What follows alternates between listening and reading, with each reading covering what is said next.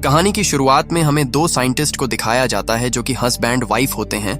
Husband का नाम Clive और वाइफ का नाम एल्सा होता है। वे दोनों एक जेनेटिक साइंटिस्ट होते हैं। दरअसल वे अपने एक्सपेरिमेंट से एक नए जानवर और क्रिएचर्स का निर्माण करते थे, यानी कि दो जानवर और क्रिएचर्स का डीएनए मिक्स करके एक नए जानवर का निर्माण किया जा सकता है। दोनों एक मेडिसिन बनाने वाली कंपनी के लिए काम करते थे।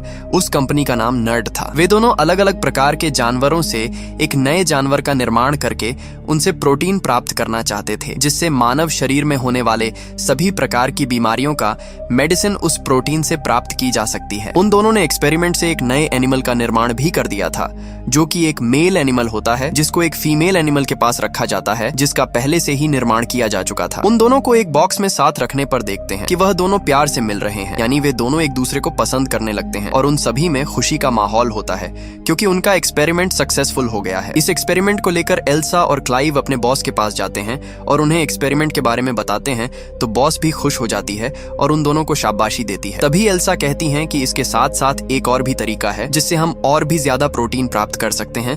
इसमें एनिमल और इंसानी डीएनए को मिक्स करके एक नया डीएनए बनाएंगे। उस डीएनए से बहुत सारा प्रोटीन प्राप्त होगा और उस प्रोटीन से सारी बीमारियों की मेडिसिन बन जाएगी। तब बॉस कहती है कि कंपनी तुम्हारे काम से बहुत खुश है, इसलिए सारी रिसर्च को रोककर जानवरों के प्रोटीन से मेडिसिन बनाने की तैयारी करो, और जो तुम्हारा दूसरा तरीका है उसको कंपनी अब भी एग्री नहीं कर सकती है। इस बात पर एल्सा कहती है कि इस काम को हम नहीं करेंगे तो कोई और कंपनी कर लेगी। तब उसकी बॉस कहती हैं कि हमने कब मना करा, हम भी बनाएंगे, लेकिन अभी उस प्रोटीन से मेडिसिन को बनाओ और उन्हें हम मार्केट में लेकर जाएंगे। उसके बाद में हम तुम्हारे एक्सपेरिमेंट पर विचार करेंगे। ऐसा कहते हुए बॉस उनको मना कर देती है। इस बात पर एल्सा और क्लाइव दोनों निराश हो जाते हैं और बाहर आते वक्त एल्सा गुस्से में बोलती है कि मुझे पूरी जिंदगी जानवरों से प्रोटीन निकालने में नहीं गुजारनी है, मुझे नया एक्सपेरिमेंट करना है। तब क्लाइव भी बोलता है कि हाँ, हमें यह एक्सपेरिमेंट सीक्रेटली करना होगा। इसलिए वे दोनों खुद की लैब में इंसानों के अलग अलग डीएनए से और जानवर के डीएनए के साथ एक्सपेरिमेंट करते हैं, लेकिन बहुत ही ज्यादा एक्सपेरिमेंट करने के बाद भी उनको असफलता प्राप्त होती है। अगले दिन एल्सा एक इंसानी डीएनए लेकर आती है और क्लाइव को कहती है कि तुम इस डीएनए पर ट्राई करो, ये खास तरह का डीएनए है, इस पर जरूर सफलता प्राप्त होगी। जिसके बाद एक्सपेरिमेंट करने पर उन दोनों को सफलता प्राप्त हो जाती है। अब वे एनिमल डीएनए और इंसानी डीएनए को मिलाकर एक नए डीएनए का निर्माण करते हैं और उनका एक्सपेरिमेंट सफलतापूर्वक काम कर जाता है, जिससे दोनों बहुत ही ज्यादा खुश होते हैं। एल्सा को मालूम होता है कि यह इंसानी डीएनए किसका है, लेकिन क्लाइव इस बात से अनजान रहता है कि यह डीएनए किस इंसान का है। यह हम कहानी के अंत में जानेंगे। क्लाइव उस एक्सपेरिमेंट को यहीं पर ही रोकने को बोलता है क्योंकि यह एक्सपेरिमेंट इलीगल होता है, लेकिन एल्सा इस बात से इनकार करके उस डीएनए को लैब के उस मशीन में ले जाती है जिसमें कोई भी क्रिएचर या एनिमल का निर्माण हो सकता है, और अंदर से गेट बंद कर देती है और उसका पासवर्ड भी चेंज कर देती है, जिससे क्लाइव अंदर नहीं जा पाता है। क्लाइव कहता है कि यह गैर कानूनी है, इससे हमें जेल हो सकती है। तब एल्सा कहती है कि इंसान का हम शक्ल बनाना इलीगल है, ये नहीं इंसान है और न ही एनिमल। एल्सा उस डीएनए को मशीन में लगाकर उसमें देखती है कि सक्सेसफुली सारा काम हो रहा है और बच्चा तेजी से ग्रो हो रहा है। एल्सा उस बच्चे का ध्यान रखती है और उसकी सारी एक्टिविटी नोट करती है। उसके बाद वह दोनों अपने घर चले जाते हैं और शाम को दोनों वापस आने के बाद में देखते हैं कि मशीन से सारा लिक्विड बाहर आ रहा है और बच्चा डेवलप हो चुका है। बच्चा बाहर आने के लिए रेडी है। क्लाइव कहता है कि ये इतना जल्दी कैसे बड़ा हो सकता है, इसको बड़ा होने में बहुत महीने लगने वाले थे, तुमने ध्यान नहीं रखा। तब एल्सा कहती है कि तुम इसी से क्यों नहीं पूछते। बाद में एल्सा अपने हाथ से बच्चे को बाहर निकालने की कोशिश करती है।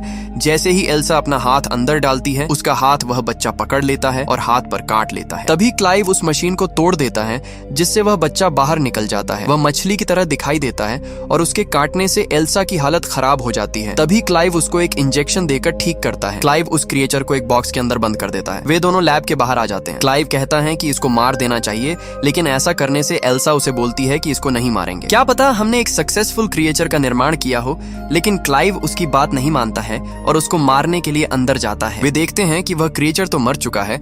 तब क्लाइव बाहर चला जाता है। तब एल्सा सोचती है कि अब डरने वाली कोई बात नहीं है, इसलिए वह बॉक्स को ओपन करके देखती है कि उसके अंदर तो कोई भी बच्चा नहीं है। उस बॉक्स में सिर्फ स्किन है, मतलब वह बच्चा अभी भी इसी लैब में है। तभी एल्सा को एक अजीब सा वही क्रिएचर दिखाई देता है जिसके दो छोटे छोटे पैर होते हैं। तब बाहर से क्लाइव कहता है कि एल्सा तुम बाहर आ जाओ, मैं उसको विषैली गैस ऑन करके मार देता हूँ, लेकिन एल्सा उसकी बात नहीं मानती है। एल्सा उस क्रिएचर को कहती है कि मैं तुम्हें कोई नुकसान नहीं पहुंचाऊंगी, तुम मेरे पास आ जाओ। तब क्रिएचर एल्सा के पास आता है और वह क्रिएचर उसकी बात भी मानने लग जाता है। तभी पीछे से क्लाइव एक बड़ी सी रोड लेकर आता है। उसको देखकर क्रिएचर को गुस्सा आ जाता है। क्लाइव कहता है कि मैं इस क्रिएचर को जिंदा नहीं रख सकता, मैं इसको मारना चाहता हूँ, लेकिन एल्सा इस बात पर बोलती है कि इसको बेहोश कर देते हैं, क्योंकि मुझे इसको समझना है कि हमने क्या चीज बनाई है। उसके बाद क्रिएचर को बेहोश करके उसको एग्जामिन करने की कोशिश करते करते हैं तब उन्हें मालूम पड़ता है कि यह एक फीमेल क्रिएचर है जो कि बहुत ही ज्यादा जल्दी डेवलप हो रही है और इसका लाइफ साइकिल बहुत ही छोटा है। ये डेवलप होते होते एक टाइम पर मर जाएगी। उसके छोटे छोटे हाथ बाहर निकल रहे थे और उसका दिमाग भी डेवलप हो रहा था। एल्सा उसके साथ इमोशनली अटैच हो जाती है। उसे एल्सा खाना खिलाती है। खाने में उसको मीठा बहुत पसंद है। डिफरेंट एक्टिविटीज सिखाती है। एक दिन एल्सा उसे अल्फाबेट देती है और बोलती है कि इसको ऐसे अरेंज करो कि मेरा नाम बन जाए। क्रिएचर उससे नर्ड बनाती है, NERD, जो कि एल्सा के टी शर्ट पर उसकी कंपनी का नाम लिखा होता है। तभी क्लाइव वहां पर आ जाता है जो कि उस क्रिएचर को बिल्कुल भी पसंद नहीं करता है। क्लाइव एल्सा को कहता है कि इस चीज से खेलना बंद करो। इस बिल्डिंग की मरम्मत होने वाली है तो ये सोचो कि इसको कहां पर छुपाया जाए और इसकी पूंछ को छुपाया करो। दरअसल क्रिएचर की एक पूंछ भी होती है। तब एल्सा कहती है इसको चीज बोलना बंद करो। आज से इसका नाम डरेन है क्योंकि उसने नर्ड का नाम अल्फाबेट से बनाया और नर्ड का उल्टा डरेन होता है। तभी वहां पर क्लाइव का छोटा भाई आ जाता है जो कि उस क्रिएचर यानी डरेन को देख लेता है। तभी डरेन उस पर हमला कर देती है तो एल्सा डरेन को रोकती है और बोलती है कि ऐसा मत करो। तब डरेन उसे छोड़ देती है क्योंकि डरेन एल्सा की बातों को मानने लगी थी। अब डरेन को छुपा कर रखना था, इसलिए डरेन को फार्म हाउस भेज दिया जाता है। अब वो दिन आ जाता है जब क्लाइव और एल्सा दोनों को अपने ऑनर्स को प्रेजेंटेशन देनी थी, उन क्रिएचर्स के बारे में जो उन्होंने सबसे पहले बनाए थे। अब उन दोनों क्रिएचर्स को एक बॉक्स में ऑनर्स के सामने रखा जाता है, लेकिन वे दोनों क्रिएचर्स एक दूसरे को पसंद करने के बजाय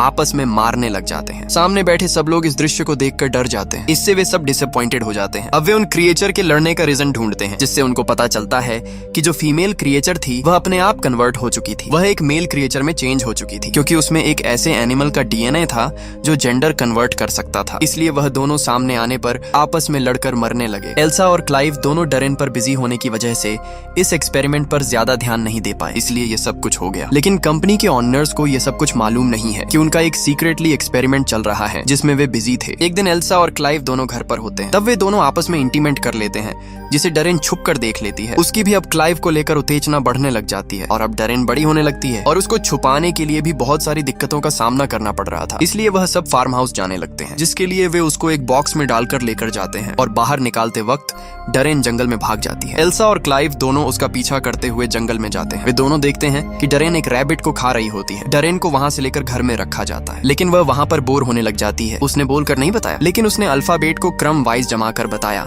कि मैं इस बोरियत जगह से और भी ज्यादा बोर हो चुकी हूँ। अब डरेन छत को फाड़कर ऊपर चली जाती है। उसके पीछे एल्सा और क्लाइव भी चले जाते हैं। वे देखते हैं कि डरेन के पंख निकल आते हैं, वह उड़ने वाली होती है। तभी क्लाइव बोलता है कि हमें तुम्हारी जरूरत है और हम तुमसे बहुत प्यार करते हैं। ये सुनकर डरेन के पंख वापस उसकी बॉडी में चले जाते हैं। डरेन उनके पास वापस आ जाती है और डरेन अब बहुत ही ज्यादा समझदार और अच्छे बुरे को समझने लग जाती है। अब हम एक हैरान कर देने वाला दृश्य देखते हैं जिसमें डरेन क्लाइव को पसंद करने लगती है, जिससे क्लाइव को पता चल जाता है कि डरेन के अंदर इंसानी DNA किसी और का नहीं बल्कि उसकी वाइफ एल्सा का ही DNA है, जिससे क्लाइव एल्सा से बहुत ही ज्यादा नाराज हो जाता है। अब डरेन के लिए एल्सा का प्यार बहुत ही कम होने लग जाता है, इसलिए एल्सा डरेन के लिए वह बिल्ली वापस लेकर आती है, लेकिन डरेन अपनी तेज नुकीलीदार पूंछ से बिल्ली को मार देती है। इस बात से गुस्सा होकर एल्सा डरेन को एक जोरदार थप्पड़ मार देती है। थप्पड़ मारते ही डरेन एल्सा पर चढ़ जाती है और अपनी पूंछ से एल्सा का जो लॉकेट होता है उसे वह अपने पास रख लेती है। वह बाहर जाने लगती है, लेकिन तभी एल्सा उसके सर पर एक रोड से बहुत ही जोर का हमला करती है, जिससे डरेन बेहोश हो जाती है। डरेन के अलग अलग फेसेस एल्सा के सामने आ रहे थे। उसके बाद हम देख रहे होते हैं कि एल्सा वह प्रोटीन बनाने में कामयाब हो जाती है, जिसकी रिस्पांसिबिलिटी उसको कंपनी ने सौंप रखी थी। क्लाइव कैमरा फुटेज में देख रहा होता है, मतलब वह लैपटॉप की स्क्रीन में देख रहा होता है कि डरेन कहां पर है। उस वक्त डरेन पानी के अंदर होती है और क्लाइव को भी डरेन अच्छी लगने लगती है, इसलिए वह अपना हाथ लैपटॉप की स्क्रीन पर लगाता है। तभी डरेन भी कैमरा पर हाथ लगाती है। डरेन को मालूम था कि क्लाइव उसको देख रहा है। यह देखकर क्लाइव बहुत ही ज्यादा हैरान हो जाता है। एक दिन क्लाइव फार्म हाउस पर जाता है जहां पर डरेन होती है। वह अकेला ही वहां पर जाता है,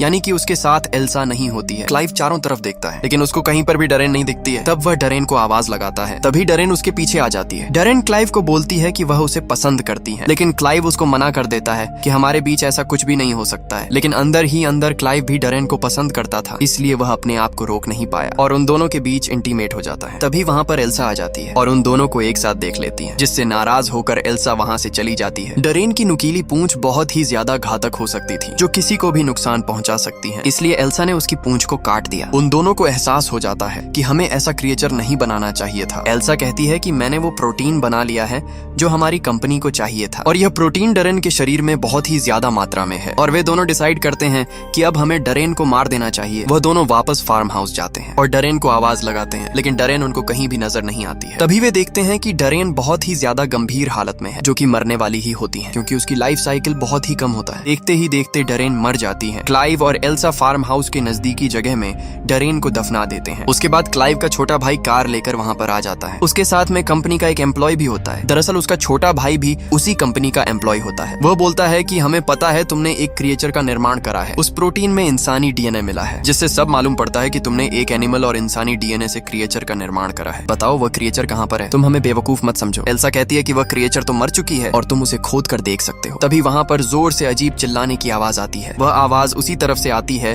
जहां पर डरेन को दफनाया गया था। सब वहां पर जाकर देखते हैं तो वहां पर डरेन नहीं मिलती है। अचानक वहां से कंपनी का जो एम्प्लॉय होता है वो वहां से गायब हो जाता है और वे सब फार्म हाउस के ऊपर देखते हैं कि डरेन बहुत ही ज्यादा खतरनाक और डरावनी हो चुकी है। अब क्लाइव के छोटे भाई को भी मार देती है। क्लाइव अपने छोटे भाई की खोज में इधर उधर भटकता है। पीछे डरेन एल्सा पर अटैक कर देती है, लेकिन वह उसको मारती नहीं है बल्कि उसके साथ शारीरिक संबंध बना लेती है, क्योंकि अब डरेन का जेंडर चेंज हो चुका है। क्योंकि डरेन में भी उसी एनिमल का डीएनए है जो अपना जेंडर कन्वर्ट कर सकता था, इसलिए डरेन भी मेल क्रिएचर बन चुकी थी। इसीलिए वह एल्सा को छोड़कर सभी को मार रही थी। इस दौरान पीछे क्लाइव आ जाता है और वो एक लकड़ी के टुकड़े को डरेन के अंदर घुसा देता है, जिससे डरेन इंजर्ड हो जाता है। इसीलिए वो एल्सा को छोड़ देता है, लेकिन डरेन अपने अंदर से लकड़ी को निकालकर क्लाइव पर अटैक कर देता है। तभी एल्सा एक पत्थर उठाकर डरेन के सर पर मारती है। वह दूसरी बार पत्थर से मारने ही वाली होती, तब अचानक वह रुक जाती है और वो सोचती है कि जिस हाथों से बनाया उसी हाथों से इसको कैसे मार सकती हूँ, यह तो मेरा ही अंश है। ये भी सोचती है कि इसके अंदर तो मेरा ही डीएनए है। इसी मौके का फायदा उठाकर डरेन अपनी नुकीली पूंछ से क्लाइव को मार देती है। तब एल्सा फिर से उसी पत्थर से डरेन पर मारती है और अब फाइनली डरेन की मौत हो जाती है। अब आगे कहानी में हमें एल्सा और उसकी बॉस को दिखाया जाता है, जिसमें एल्सा प्रेग्नेंट होती है और इसमें डरेन का बेबी होता है, क्योंकि डरेन ने जेंडर कन्वर्ट करके